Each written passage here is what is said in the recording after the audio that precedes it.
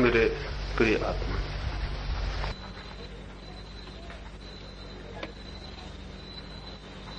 कुछ बहुत जरूरी बातों पर विचार करने को हम यहाँ इकट्ठा हुए। मेरे ख्याल में नहीं थी ये बात कि जो मैं कह रहा हूं एक एक व्यक्ति से उसके प्रचार की भी कभी कोई जरूरत पड़े। इस संबंध में सोचा भी नहीं था। मुझे जो आनंदपूर्ण प्रतीत होता है और लगता है कि किसी के काम आ सकेगा, वो मैं इन लोगों से अब मेरी जितनी सामर्थ्य और शक्ति है उतना कहता हूं। लेकिन जैसे जैसे मुझे ज्ञात हुआ और सैकड़ों लोगों के संपर्क में आने का मौका मिला, तो मुझे ये दिखाई पड़ना शुरू हुआ कि मेरी सीमाएं हैं और मैं कितना ही चाहूं तो भी उन सारे लोगों तक अपनी बात नहीं पहुंचा सकता हूं जिनको उसकी जरूरत है। और जरूरत बहुत है और बहुत लोगों को।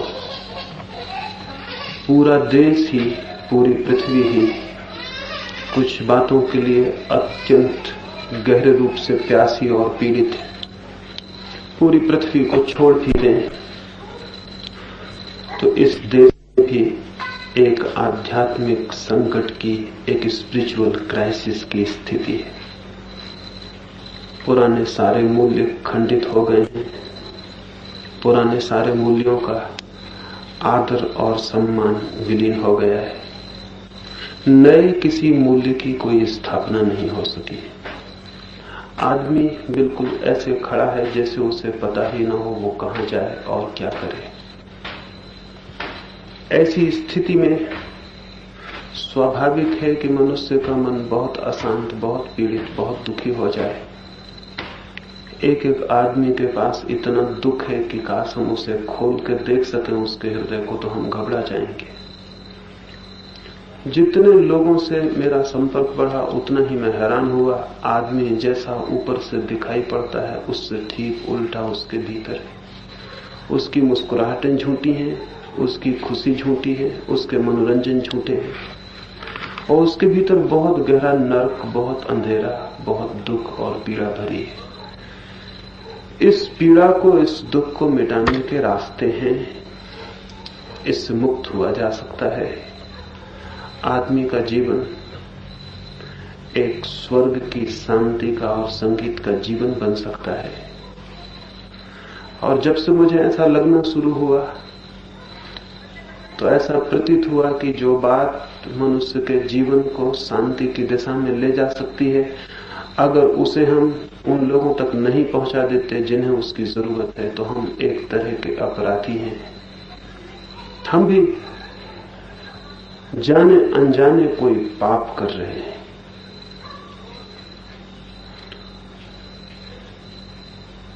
मुझे लगने लगा कि अधिकतम लोगों तक कोई बात उनके जीवन को बदल सकती हो तो उसे पहुंचा देना जरूरी है। लेकिन मेरी सीमाएं हैं, मेरी सामर्थ्य है, मेरी शक्ति है, उसके बाहर वो नहीं किया जा सकता। मैं अकेला जितना दौड़ सकता हूं, जितने लोगों तक पहुंच सकता हूं, वो चाहे कितने ही अधिक हो, फिर भी इस विरत जीवन और समाज को और इसके गहरे दुखों को देखते हुए उनका कोई भी परिमाण नहीं है। एक समुद्र के किनारे हम छोटा मोटा रंग घोल दें, कोई एकाध छोटी मोटी लहर रंगीन हो जाए, इससे समुद्र के जीवन में कोई फर्क नहीं पड़ सकता है। उस और बड़ा मजा यह है कि वो एक छोटी सी जो लहर थोड़ी सी रंगीन भी हो जाएगी, वो भी उस बड़े समुद्र में थोड़ी देर में खो जाने को है, उसका रंग भी खो जाने को। तो कैसे जीवन के इस बड़े सागर में दूर दूर तक शांति के रंग फेंके जा सके, उस संबंध में ही विचार करने को हम यहाँ इकट्ठे हुए हैं। इसके साथ ही ये भी मुझे दिखाई पड़ता है कि जो आदमी केवल अपनी ही शांति में उत्सुक हो जाता है, वो आदमी कभी पूरे अर्थों में शांत नहीं हो सकता है। क्योंकि अशांत होने का एक कारण यह भी है केवल अपने आप में ही उत्सुक होना। मात्र अपने में ही उत्सुक होना, सेल्फ सेंटर्ड होना भी अशांति के बुनियादी कारणों में से एक है। जो आदमी सिर्फ खुद में ही उत्सुक हो जाता है, सिर्फ स्वयं में ही उत्सुक हो जाता है और चारों तरफ से आंख बंद कर लेना चाहता है, वो आदमी वैसा ही है जैसे कोई एक आदमी एक खूबसूरत सुंदर घर बनाए और इसकी फिक्र ही ना करे कि उसके घर के चारों तरफ गंदगी के ढेर लगे हुए हैं। वो अपने घर में एक बगिया लगा ले और इसकी फिक्र ही न करे कि चारों तरफ दुर्गंध इकट्ठी हो गई। उसकी बगिया, उसके फूल, उसकी सुगंध बहुत काम नहीं आएंगे अगर चारों तरफ का सारा पड़ोस गंदा है। तो वो गंदगी उसके घर प्रवेश करेगी, उसके फूलों की सुगंध को भी डुबा देगी। मनुष्य को न केवल अपने में बल्कि अपने पड़ोस में भी उत्सुक होना जरूरी है। धार्मिक व्यक्ति मात्र अपने में ही उत्सुक नहीं होता बल्कि शेष सारे जीवन के प्रति भी आतुर होता है। ये भी मुझे प्रतीत होता है कि हम अपनी ही शांति के लिए उत्सुक हों ये पर्याप्त नहीं है। हमारे चारों तरफ जो जीवन है, जिससे हम अंतर संबंधित हैं, जिससे हम जुड़े हैं, उस जीवन में भी शांति की कोई हवाएं पहुंच सके, इसके लिए भी हमारी उत्सुकता जरूरी है। और जो व्यक्ति अपने चारों तरफ के जीवन को भी शांति की दिशा में ले जाने के लिए प्यासा हो जाएगा, वो पाएगा कि चाहे वो दूसरों को शांत कर पाया हो या न कर पाया हो, लेकिन दूसरों को शांत करने के महत्वपूर्ण प्रयास में वो स्वयं जरूर ही शांत हुआ है।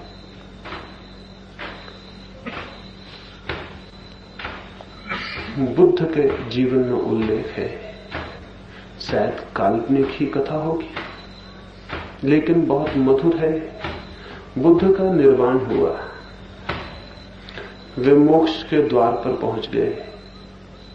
द्वारपाल ने द्वार खोल दिए, लेकिन बुद्ध पीठ करके द्वार की तरफ खड़े हो गए। द्वारपाल ने पूछा, आप पीठ करते हैं मोक्ष की तरफ? बुद्ध ने कहा, मेरे पीछे बहुत लोग हैं, जब तक वे भी मोक्ष में प्रविष्ट नहीं हो जाते तब तक मैं अकेला मोक्ष में प्रविष्ट हो जाऊं। इतना कठोर, इतना क्रूर, इतना हिंसक मैं नहीं हूं। मैं रुकूंगा, प्रतीक्षा करूंगा। बहुत लोग हैं। मेरा शांत मन तो यही कहता है कि मैं अंतिम आदमी ही होऊंगा मोक्ष में प्रवेश करने वाला, पहले सारे लोग प्रविष्ट हो जाएं। बड़ी मीठी कथा है। वो कथा कहती है बुद्ध अब भी मोक्ष के द्वार पर ही रुके हैं ताकि सारे लोग मोक्ष में प्रविष्ट हो जाएं। वे अंतिम ही प्रविष्ट होना चाहते हैं। जिस हृदय में ऐसा भाव उठा हो उसे मोक्ष उपलब्धि हो गया, उसे किसी मोक्ष में प्रविष्ट होने की कोई जरूरत नहीं। उसके लिए सब मोक्ष फीके हो गए, वो मोक्ष में पहुंच ही गया जिसके हृदय में ऐसा करुणा का भाव उठा।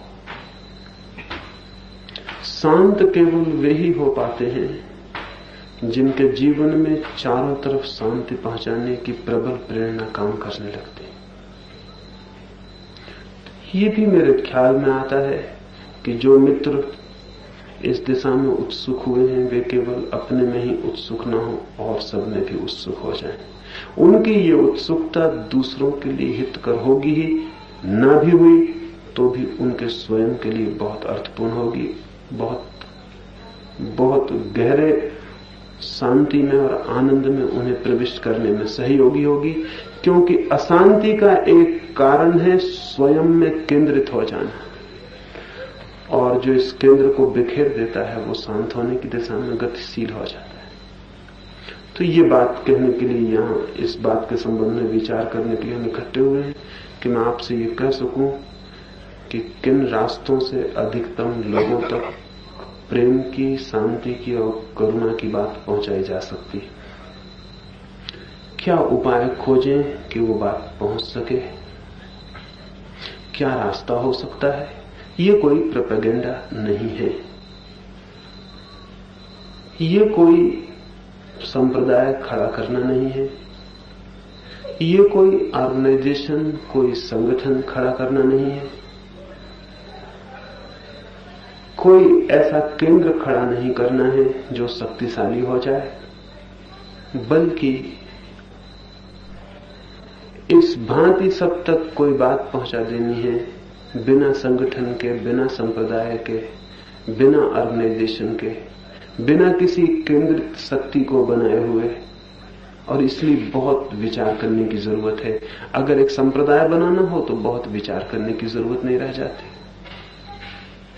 अगर एक संगठन खड़ा करना हो तो कोई बहुत विचार करने की जरूरत नहीं रह जाती। दुनिया में संगठन बनाने के नियम सबको पता है, संप्रदाय खड़े करने की तरकीबें सबको पता है। हजारों संप्रदाय खड़े हो चुके हैं।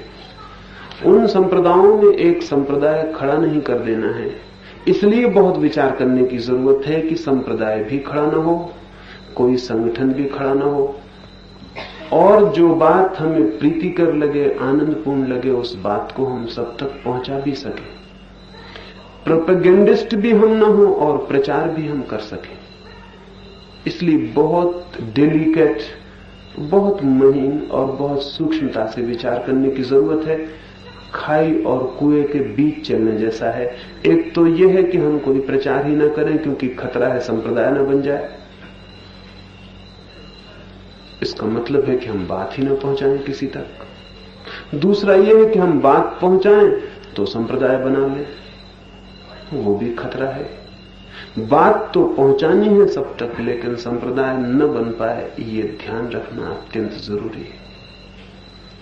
तो कैसे ये बात बिना प्रचार के प्रचार हो सके, बिना संप्रदाय के, बिना संगठन के अधिकतम लोगों तक जो जरूरी है वो खबर, वो सूचना, वो संदेश उन तक पहुंचाया जा सके, इस संबंध में विचार करने को यहां आपको आमंत्रित किया है। मुझे कुछ जो बातें दिखाई पड़ती हैं वो इन आने वाली बैठकों में मैं आपसे धीरे धीरे कहूंगा और आपसे भी आशा करूंगा कि आप सोचेंगे इस दिशा में। कुछ बातें प्राथमिक रूप से मैं आज आपसे कहूं जिन पर आप विचार कर सकें। पहली बात, जितना बड़ा संदेश है उतना बड़ा हमारे पास आज मित्रों का कोई समूह नहीं है। संगठन चाहिए भी नहीं, सिर्फ समूह चाहिए। और समूह और संगठन का फर्क ख्याल में होना चाहिए। समूह का मतलब होता है प्रत्येक व्यक्ति स्वतंत्र है, वहां अपनी आजादी से आया है और अपनी आजादी से अलग हो सकता है। समूह का मतलब है प्रत्येक व्यक्ति दूसरे व्यक्ति के बराबर है, कोई नीचा और ऊपर नहीं है, कोई पदाधिकारी नहीं है, कोई अनुयायी नहीं है, कोई नेता नहीं है। समूह का अर्थ है मित्रों का एक समूह बनाना है, एक संगठन नहीं, क्योंकि संगठन में फिर पदाधिकारी होते हैं, ऊपर नीचे आदमी होते हैं, और संगठन का अपना एक जाल होता है, एक हायरार्की होती है, नीचे से ऊपर तक सीढ़ियां और पद होते हैं, और फिर उनके साथ आई हुई पॉलिटिक्स होती है, राजनीति होती है। क्योंकि जहां पद है वहां राजनीति आनी अनिवार्य है। जो पदों पर होते हैं वो भयभीत हो जाते हैं कि उन्हें कोई पदों से अलग ना कर दे। जो पद पर नहीं होते वो उत्सुक होते हैं कि हम पद पर कैसे पहुंच जाएं। तो एक अपना उपद्रव है संगठन का। हमें एक मित्रों का समूह बनाना है, कोई संगठन नहीं बनाना है। समूह में प्रत्येक व्यक्ति बराबर है, समान मूल्य का है। कोई पदाधिकारी नहीं है, कोई आदृत नहीं है, कोई नीचा नहीं है, कोई ऊंचा नहीं है, और प्रत्येक व्यक्ति सिर्फ अपने प्रेम के कारण वहां आया है।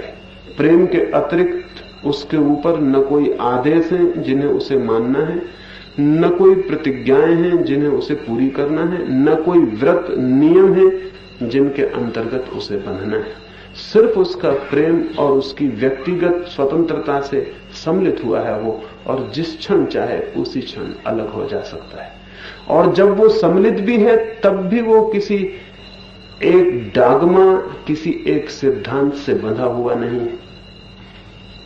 तब भी वो स्वतंत्र है भिन्न मत रखने को, अपना विचार रखने को, अपने विचार को मानने को, अपनी बुद्धि का अनुसरण करने को। वो किसी का अनुयायी होकर वहां नहीं है।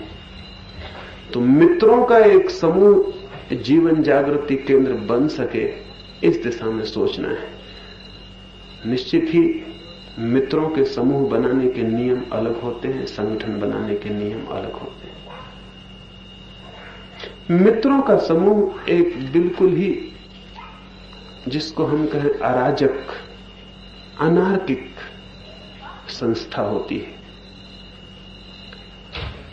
संगठन एक सुव्यवस्थित, बंधा हुआ नियमों से, सिद्धांतों से, कानूनों से बंधा हुआ व्यवस्था होती है। मेरी कोई मर्जी कोई कानूनों में, बहुत नियमों में, सिद्धांतों में बांधने की नहीं है, क्योंकि उन्हीं सबके खिलाफ मैं लड़ रहा हूं।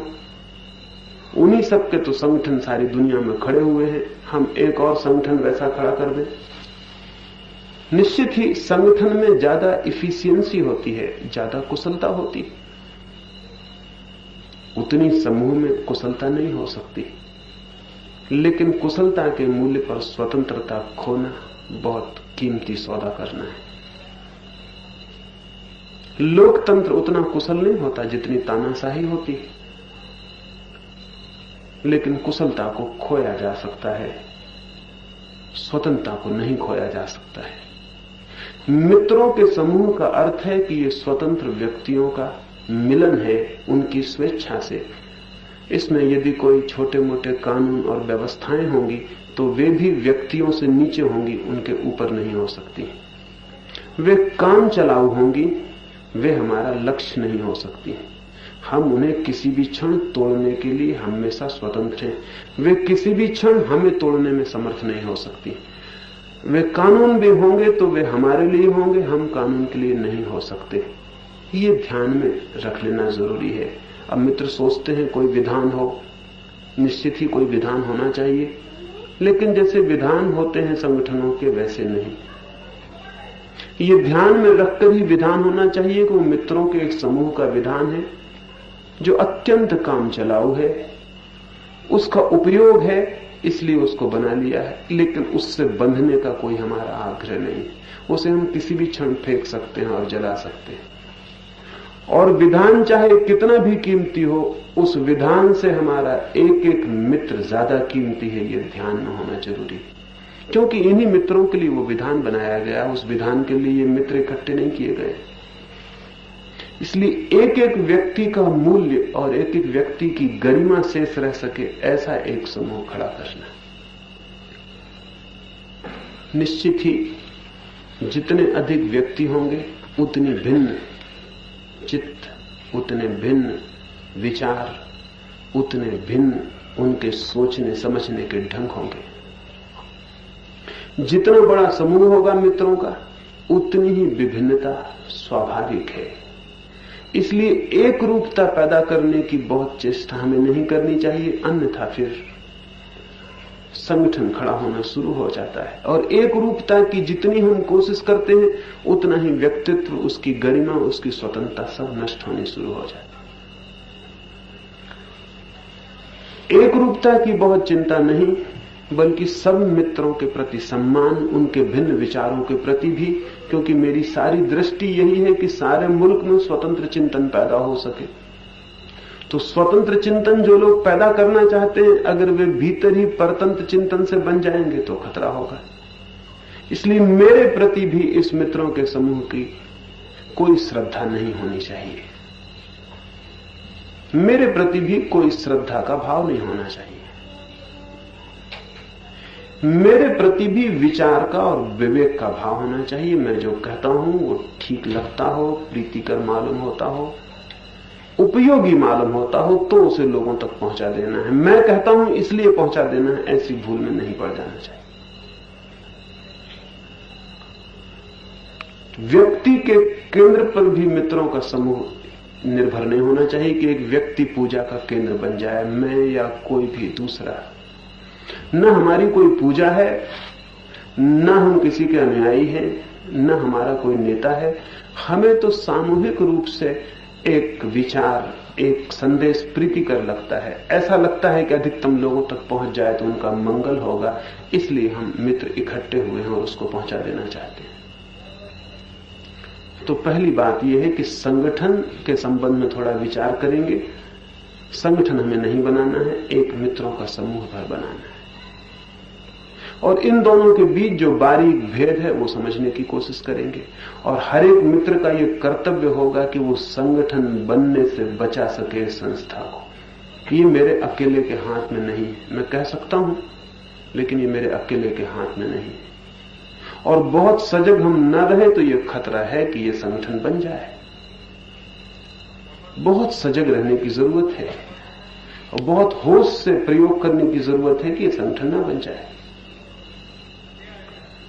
संप्रदाय बनने के कुछ अनजाने रास्ते होते हैं, पता भी नहीं चलता और वो बनना शुरू हो जाता है, तो उस पर ध्यान रखने की जरूरत है।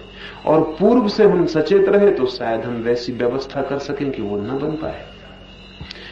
एक तो ये विकल्प है। दूसरा विकल्प ये है कि इस बात से अगर हम डर जाएं कि संगठन न बन जाए, संप्रदाय न बन जाए, इसलिए कुछ करना ही नहीं, तो दूसरा खतरा शुरू हो जाता है। फिर कुछ करना नहीं है तो जो बात पहुंचानी है उसे पहुंचाना असंभव है। तब फिर वो मेरे अकेले कंधों पर रह जाती बात कि मैं जितना दौड़ सकूं उतना लोगों तक पहुंचा दूं। वो मैं करता रहूंगा, उससे कोई फर्क नहीं पड़ता है। लेकिन वही बात बहुत लोगों तक पहुंच सकती है। जितने अधिक मित्रों का सहयोग होगा उतने दूर तक पहुंच सकती है, उतनी सरलता से पहुंच सकती है। और आज इतनी सुविधाएं उपलब्ध की हैं विज्ञान ने, समाज की प्रगति ने, कि हम ना समझ होंगे कि उनका उपयोग न कर सके। हम गलती में होंगे अगर उनका उपयोग न कर सके। अब जैसे मैं यहां बोल रहा हूं, माइक हम ना लगाएं तो भी काम चलेगा, मैं बोलूंगा तो भी शायद आप तक बात पहुंचेगी, लेकिन शायद इतने ठीक से नहीं पहुंच पाएगी। अभी थोड़े हैं तो पहुंच भी जाए, ज्यादा भीड़ होगी तो नहीं पहुंच पाएगी। माइक का हम उपयोग कर रहे हैं तो वो दूर तक पहुंच रही है। आज तो इतने साधन उपलब्ध हुए हैं कि उन सबका उपयोग किया जाए तो एक व्यक्ति जीवन में उतना काम कर सकता है जितना बुद्ध या महावीर 25 जीवन में भी करना चाहते तो नहीं कर सकते थे। बुद्ध और महावीर की मजबूरी थी, जो उनके पास उपलब्ध थे साधन, उनका उपयोग करके जितना उन्होंने श्रम किया वो बहुत है। लेकिन अगर वैसा ही श्रम आज के जमाने में किसी से करवाया जाए तो निपट नासमझी होगी। आज तो बहुत साधन सुलभ हैं, उन सबका उपयोग हो सकता है और एक आदमी जीवन में इतना काम कर सकता है जिसके लिए अगर वो 400 साल जिए और बिना साधन के मेहनत करे तो भी नहीं कर पाएगा। तो उन सारे साधनों का हम उपयोग कर सके, इसके लिए विचार करना जरूरी है। ये मेरे अकेले के बस की बात नहीं, उसके लिए बहुत मित्रों की जरूरत है, बहुत प्रकार के मित्रों की जरूरत है। कोई श्रम कर सकता है, कोई बुद्धि से विचार कर सकता है, कोई धन की व्यवस्था कर सकता है, कोई और तरह के जो जिसकी सूझ, जो जिसका व्यक्तित्व हो उस तरह से सहयोगी हो सकता है। ये भी ध्यान में रखना जरूरी है कि मित्रों का वर्ग जितना बड़ा हो उतना अच्छा है, क्योंकि उतने ही अधिक तरह के भिन्न तरह के लोग आएंगे और भिन्न तरह का अनुदान दान कर सकेंगे, भिन्न तरह की सेवाएं, भिन्न तरह का उनका सहयोग, और काम को ज्यादा समृद्ध बना सकेंगे। अक्सर ये होता है कि मित्रों की सीमाएं तय हो जाती हैं। अपरिचित लोगों से एक भय होता है मन में, स्ट्रेंजर से थोड़ा भय होता है कि पता नहीं ये क्या गड़बड़ करेगा भीतर आने पर। तो आम तौर से ये हो जाता है कि 10-25 मित्र जब कहीं इकट्ठे हो जाते हैं तो वो एक घेरा बना लेते हैं, फिर नए लोगों को भीतर आने में उनको थोड़ा डर होने लगता है। ये डर होता है कि कहीं नया आदमी कोई गड़बड़ ना कर दे। ये डर तो स्वाभाविक है, ये कामना और भावना भी अच्छी है कि नया आदमी कोई गड़बड़ ना कर दे। लेकिन एक नए आदमी से 25 पुराने आदमियों का डरना बड़ी कमजोरी की बात है। सोचना यह चाहिए कि एक नए आदमी को हम 25 बदलने की कोशिश करेंगे या एक नया आदमी हम 25 को बदल देगा। और अगर हम 25 इतने कमजोर हैं कि एक नया आदमी बदल देगा तो बदल ही देना चाहिए, इसमें हर्ज भी क्या है, इसमें बुराई भी क्या है। हमेशा यह होता है कि जब भी कोई वर्ग इकट्ठे होने शुरू होते हैं तो एक दायरा बन जाता है, फिर उस दायरे के बाहर के आदमी और उनके बीच में एक फासला हो जाता है, अनजाने होता है, कोई जान के ये नहीं करता है, ये मन के स्वाभाविक नियम है। अगर आप किसी अजनबी गांव में चले जाएं और आपके साथ 2-4 मित्र वहां हों, तो शायद आप उस अजनबी गांव में मित्र ही नहीं बनाएंगे। वो 2-4 मित्र के घेरे में ही आप घेरे रह जाएंगे और उससे बाहर नहीं निकलेंगे। मजबूरी आ जाए कि आप अकेले पड़ जाएं तो बात दूसरी, शायद आपको मित्र बनाना पड़े, नहीं तो आप मित्र नहीं बनाएंगे।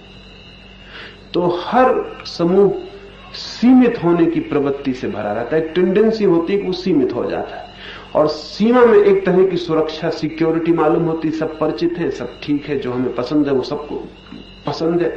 कोई अजनबी आदमी भीतर आए, नई बातें कहे, कोई उपद्रव करे, इसका भय छोड़ देना चाहिए। अगर काम को व्यापक और विराट बनाना हो तो इस बात का भय छोड़ देना चाहिए।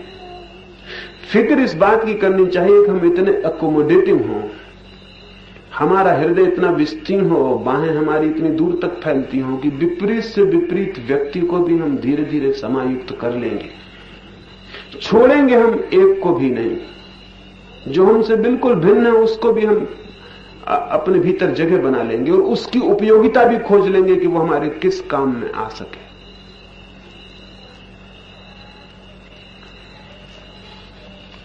गांधी जी ने एक प्रयोग इस संबंध का पिछले इस मुल्क में बड़ा प्रयोग किया। हिंदुस्तान के कितने विरोधी और भिन्न लोगों को उन्होंने एक साथ इकट्ठा कर लिया, एकदम भिन्न लोगों को, जिनके बीच आपस में कोई मतैक्य नहीं हो सकता था, वे लोग भी एक घेरे के भीतर आ गए और किसी विराट कार्य के लिए सहयोगी बन गए। अगर कोई ये सोचे कि भिन्न मत के, भिन्न दृष्टि के, भिन्न व्यक्तित्व के लोग भीतर न आए तो फिर काम बड़ा नहीं हो सकता, बहुत छोटा रह जाएगा। कोई छोटी सी नदी रह जाएगी फिर, अगर वो ये सोचे कि हर दूर से आने वाला नाला और नदी मुझसे न मिले, पता नहीं किन कीचड़ को ले आए, कौन सी द्रव्य ले आए, कौन से खनिज ले आए, अच्छा पानी हो कि बुरा हो, अगर ऐसा कोई नदी सोचने लगे तो फिर वो नाले रह जाएगी, फिर वो महानद नहीं बन सकती, फिर वो गंगा नहीं बन सकती। और गंगा बनना हो तो उसे सबको समाविष्ट कर ही लेना होगा, और ये सामर्थ्य होनी चाहिए कि सब समाविष्ट हो जाएं। इस संबंध में विचार करना जरूरी है कि हम अधिकतम लोगों को कैसे समाविष्ट कर सके। हमें जगह बनानी पड़ेगी, भिन्न भिन्न लोगों को कैसे हम भीतर प्रवेश दे सकें, कैसे उनके लिए काम खोज सकें, कैसे वे भी सहयोगी बन जाएं। अब मुझे मुल्क में न मालूम कितने लोग आकर कहते हैं कि हम काम में सहयोगी बनना चाहते हैं, न मालूम कितने लोग पत्र लिखते हैं कि हमें कोई काम बताइए, हम काम में सहयोगी बनना चाहते हैं। वो आपका जुम्मा है कि आप इन सारे मित्रों का उपयोग ले लें, और ये तो भूल ही जाएं ये ख्याल कि कोई आदमी ऐसा हो सकता है जो किसी काम में ही ना आ सके। ऐसा आदमी जमीन पर होता ही नहीं, आदमी तो बहुत दूर है। पशु पक्षी भी सहारे बन जाते हैं, उनका सहारा भी काम बन सकता है। ऐसा तो कोई आदमी है ही नहीं जो किसी न किसी काम का ना हो। निकम्मा कोई भी आदमी पृथ्वी पर नहीं है बिना जिससे कुछ काम न लिया जा सके। तो कोई भी आदमी उत्सुक होता हो, हम उससे क्या काम ले सकते हैं इसकी हम फिक्र करें। अगर हम इस बात की फिक्र करें कि वो आदमी ऐसा है, वो आदमी वैसा है, तो फिर बहुत मुश्किल है। फिर अगर हम जांच के आदमियों का निर्णय करने बैठेंगे, एक तो हम निर्णायक हो नहीं सकते किसी के, और अगर हम निर्णय करने बैठेंगे तो इसमें काम को कितना धक्का पहुंचेगा इसकी हम कल्पना नहीं कर सकते। गांधी जी के आश्रम में एक आदमी आता था और लोगों ने शिकायत की कि आदमी बहुत बुरा है, शराब पीता है, फला करता है, ढिका करता है। गांधी सुनते रहे। मित्र बहुत परेशान हो गए कि ये गांधी उसको मना नहीं करते हैं, उसको निकट लेते चले जा रहे हैं, और वह आदमी धीरे धीरे अकड़ के आश्रम में प्रविष्ट होता है, उसका भय भी विलीन हो गया। एक दिन आखिर लोगों ने आके कहा, गांधी के बहुत निकट के लोगों ने, कि बहुत हद हो गई ये बात। आज हमने उस आदमी को शराब खाने में अपनी आंखों से बैठे देखा है, और आपके खादी के कपड़े पहने हुए वो वहां शराब पिए, बहुत बदनामी की बात है। ऐसे आदमी को आश्रम में आना बहुत बुरा है, इससे आश्रम बदनाम होगा। गांधी ने कहा हमने आश्रम खोला किसके लिए? अच्छे लोगों के लिए। तो बुरे लोग कहां जाएंगे? और जो अच्छे ही हैं उनके लिए आश्रम में आने की जरूरत क्या है? मैं हूं किस लिए यहां, किन के लिए हूं? और फिर दूसरी बात यह कि तुम कहते हो वो खादी पहने वहां बैठा हुआ है, इसलिए लोग क्या सोचेंगे? अगर मैं उसे वहां देखता तो अपने हृदय से लगा लेता, क्योंकि मेरे मन में पहला ख्याल यही उठता कि आश्चर्य की बात है, दिखता है मेरी बात लोगों तक पहुंचने लगी। जो आदमी शराब पीता है वो भी खादी पहनना शुरू कर दिया। तुम ये देख रहे हो कि जो खादी पहने हुए वो शराब पी रहा है, मैं देखता है कि जो शराब पी रहा है उसने भी खादी पहननी शुरू कर दी। तो बहुत देर नहीं है कि ये आदमी शराब भी छोड़ दे। इसमें फर्क होना शुरू हो गया। इसने हिम्मत तो की है, खादी तो पहनी, इसके मन में प्रेम का तो जन्म हो गया, बदलाहट की शुरुआत हो गई। अब ये आदमी दोनों तरह से देखा जा सकता है। ऐसे भी देखा जा सकता है कि खादी पहन के शराब पी रहा है, तब मन होगा कि आश्रम से निकाल के इसको बाहर करो। और ऐसा भी देखा जा सकता है कि शराब पीने वाला खादी पहने हुए, तब ऐसा होगा आश्रम में इसका स्वागत करो। अगर इस आश्रम को बड़ा बनना है और बृहत जन तक पहुंचना है तो फिर दूसरी तरह से ही देखना होगा, पहली तरह से नहीं देखना होगा। तब जो भी आदमी हमारे निकट आता है उसमें क्या अच्छा है, वो किस तरह सहयोगी होता है, इसी भाव से देखना होगा। और मैं आपसे ये भी कह दूं कि जिस आदमी को हम अच्छे भाव से देखना शुरू कर देते हैं, हम उस आदमी को अच्छे होने की तरफ इतना बल देते हैं जिसकी कोई कीमत, कोई हिसाब नहीं लगाया जा सकता। अगर 20 अच्छे आदमी एक बुरे आदमी को अच्छे मानने की तरफ ध्यान देना शुरू करते हैं, उस आदमी का बुरा होना कठिन और मुश्किल हो जाता है। लेकिन जब सारी दुनिया किसी आदमी को बुरा कहने लगती तो बुरे होने को उसे सुविधा हो जाती। एक आदमी चोर हो और अगर एक आदमी विश्वास कर ले उस पर कि वो चोर नहीं है, उसकी चोरी करने की क्षमता क्षीण हो जाती, क्योंकि ऐसा कोई भी आदमी नहीं है जो किसी हृदय के अच्छे भाव का आदर न करता हो। अगर एक चोर हमारे बीच आ जाए और हम इतने सारे लोग ये विश्वास कर लें कि वो भला आदमी है, वो आदमी यहां चोरी नहीं कर सकता है, ये कानून के विपरीत ही है, ये असंभव है। क्योंकि इतने लोगों ने जो उसे आदर दिया है, इसे ठुकराने के लायक कोई ऐसी चीज नहीं हो सकती जो इससे ज्यादा मूल्यवान हो जिसको चुरा लिया जाए। एक एक आदमी के मन में अच्छे होने का भाव है, लेकिन उसे कोई अच्छा माने तब। और जब कोई उसे अच्छा मानने को मिल जाता है तो उसके भीतर क्या जग जाता है जिसका हमें कोई ख्याल नहीं। एक अमेरिकी अभिनेत्री ग्रेटा गार्बो का नाम आपने सुना होगा। वो यूरोप के एक छोटे से देश में एक गरीब घर में पैदा हुई और एक बाल बनाने के सैलून में दाढ़ी पर साबुन लगाने का काम करती रही जब तक 19 वर्ष की थी। 2 पैसे में दाढ़ी पर साबुन लगाने का काम नाई की दुकान में करती रही। एक अमेरिकी यात्री ने वो उसकी दाढ़ी पर साबुन लगा रही थी और आईने में उसका चेहरा देखा और कहा कि बहुत सुंदर, बहुत सुंदर है। ग्रेटा ने उससे कहा क्या कहते हैं आप? मुझे आज 6 वर्ष हो गए लोगों की दाढ़ी पर साबुन लगाते, किसी ने मुझसे कभी नहीं कहा कि मैं सुंदर हूं। आप कहते क्या हैं मैं सुंदर हूं? उस अमेरिकन ने कहा बहुत सुंदर, मैंने बहुत कम इतनी सुंदर स्त्रियां देखी। ग्रेटा गार्बो ने अपनी आत्मकथा में लिखा है, मैं उसी दिन पहली दफा सुंदर हो गई।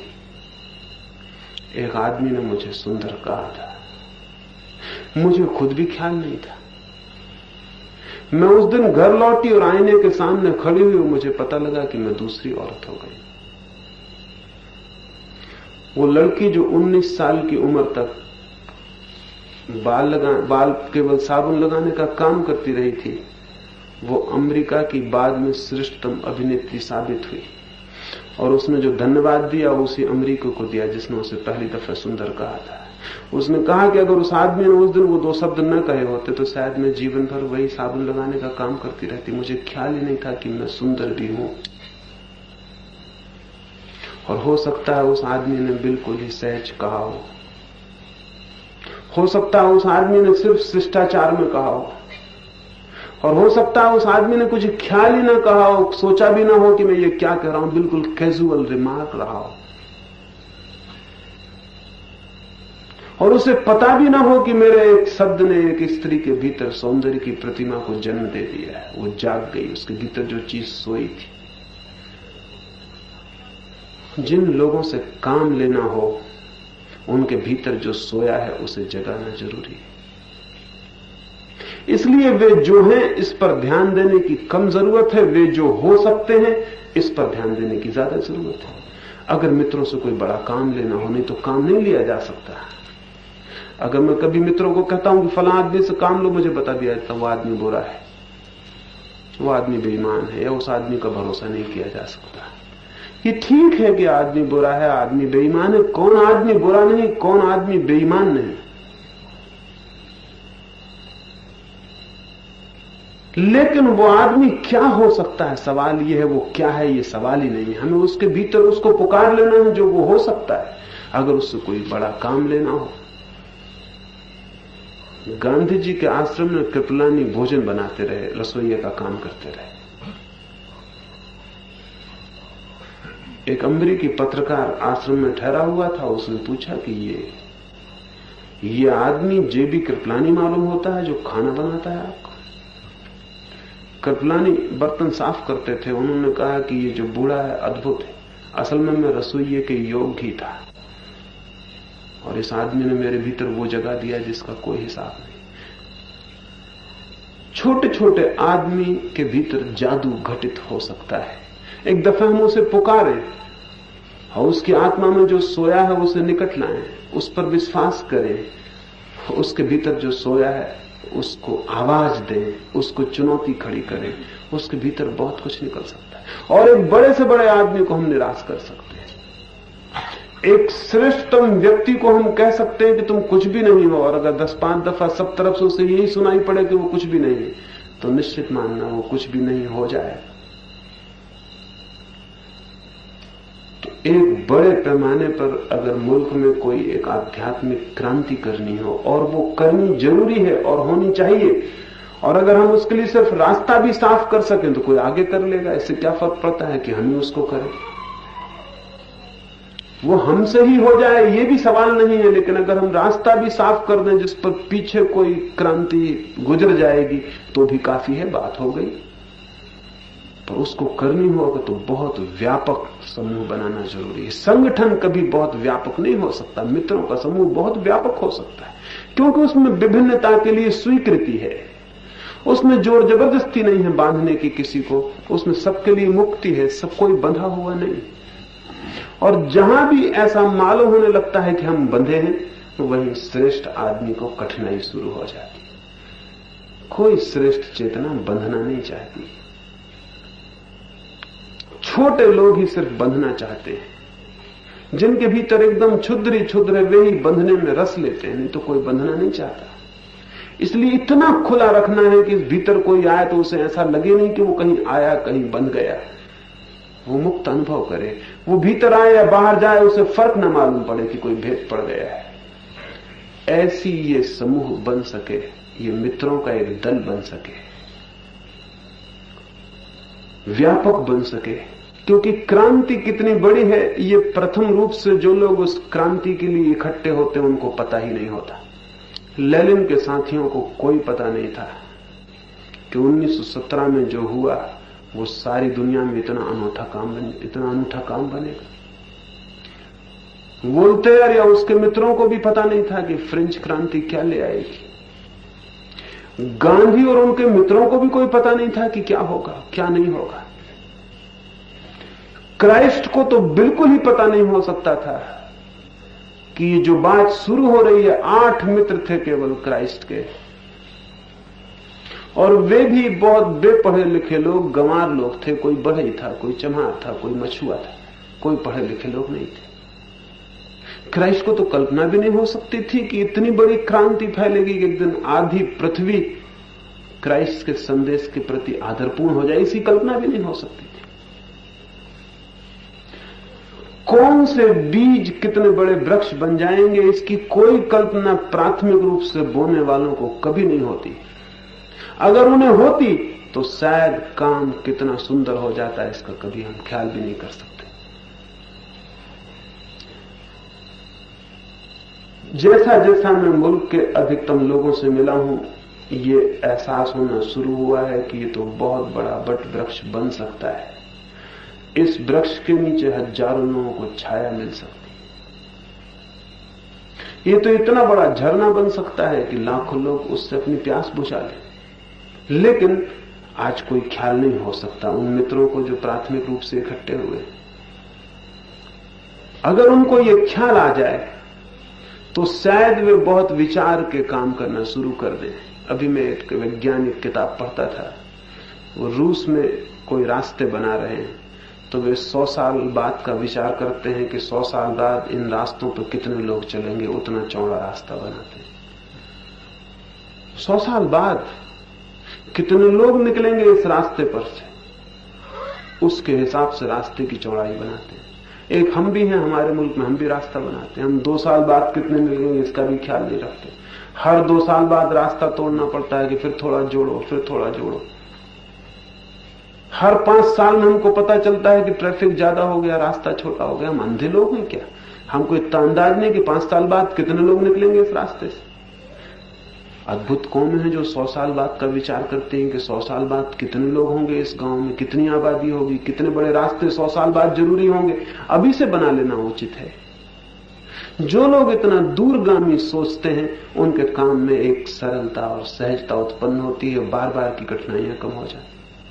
अभी तो मित्रों का समूह छोटा है, लेकिन 10 साल में ये इतना बड़ा हो सकता है जिसकी आप कोई कल्पना नहीं कर सकते। और उसको ध्यान में रख के कुछ काम करना है, उतना चौड़ा रास्ता बनाना है। अनजान अपरिचित लोग 10 साल बाद इस रास्ते पे चलेंगे। हो सकते हैं आप ना हो, मैं ना हो, कोई ना हो, इस रास्ते पे कोई चलेगा। तो उसको ध्यान में रख के अगर हम काम करते हैं, और हमें ध्यान रखना चाहिए कि हम बहुत मूल्य के नहीं हैं। मूल्य उस रास्ते का है जिस पर हम अपने जीवन को लगा देते हैं, और वो जो रास्ता बन जाता है, अगर वो बड़ा बन जाता है तो बहुत लोग उस पर चल सकते हैं। इन सारी बातों पर विस्तार में विचार करना जरूरी है। ये तो मैंने कुछ मुद्दे की बात कही कि इनके आसपास हम सोचेंगे इन दिनों में, और इन पर विस्तार में, डिटेल्स में, एक एक बात पर क्या किया जा सकता है, क्या नहीं किया जा सकता है, वो सब विचार कर लेना जरूरी है। विस्तार में मेरी समझ बहुत कम है, उसमें आपकी समझ मुझसे ज्यादा है। मैं कुछ केंद्र की बात आपसे कह सकता हूं कि इस केंद्र पर चिंतन किया जाए, लेकिन विस्तार में शायद मेरी समझ नहीं के बराबर है कि वो कैसे हो, कितने लोग करें, कितना धन जरूरी हो, कितनी शक्ति जरूरी हो, कितना श्रम लगे, वो शायद आप मुझसे ज्यादा जानते हैं। वो व्यवहारिक रूप से कैसे कितने दूर तक पहुंचाया जाए, वो निश्चित ही आप मुझसे ज्यादा जानते हैं। मुझे उसका काखागा भी पता नहीं, इसलिए सोचा कि मैं अपनी बात आपसे कह दूंगा और आपकी बात भी सुनूंगा, और उस बीच उन दोनों बातों के मेल से कुछ बन सकेगा। मैं आपको थोड़ी सी आकाश की बातें कह सकता हूं, लेकिन पृथ्वी की बातों का मुझे बहुत पता नहीं, और अकेले आकाश की बातों का कोई बहुत मूल्य नहीं होता। जड़ें तो जमीन में जानी पड़ती हैं, उन्हें तो पृथ्वी से पानी पाना पड़ता है, रस खींचना पड़ता है। तो आकाश में कैसे वृक्ष फैल सकता है, उसमें कैसे फूल आ सकते हैं, उनकी बात मैं करूंगा। जड़ों के संबंध में आप थोड़ा सोचना और स्मरण रखना कि फूल उतने महत्वपूर्ण नहीं है जितनी जड़ें महत्वपूर्ण हैं। फूल जड़ों पर ही निर्भर होते हैं। तो क्या हम इस काम के लिए कौन सी रूट्स, कौन सी जड़ें दे सकते हैं कि ये वृक्ष बड़ा हो सके? मैं अपना सारा श्रम, अपनी सारी शक्ति, वो बड़ा हो या ना हो तो भी दूंगा ही, दे ही रहा हूं। वो मेरे लिए कोई काम नहीं, मेरा आनंद है। उसमें कोई संगी साथी नहीं होगा तो कोई फर्क नहीं पड़ता, वो काम वैसे ही चलता रहेगा। लेकिन अगर उसमें संगी साथी हुए तो वो काम बहुत बड़ा हो सकता है, बहुत दूर तक पहुंच सकता है, अनेक लोगों तक पहुंच सकता है। इन थोड़ी सी बातों पर मैंने ये बात कही, इस पर आप थोड़ा सोचे डिटेल्स के लिए, वो विस्तार के लिए कि क्या हो सकता है, कैसे हो सकता है। बहुत खुले मन से सोचें और उस पर हम यहां विचार करें। कल सुबह हम आप सबके मत आमंत्रित हैं, उनको आप कहें, उन पर सोचें, कुछ निर्धारित करें। ये तो छोटा शिविर लिया है, फिर ख्याल ये है कि पूरे मुल्क के जो मेरे मित्र हैं जो इस काम में उत्सुक हुए उन सबका एक शिविर हो।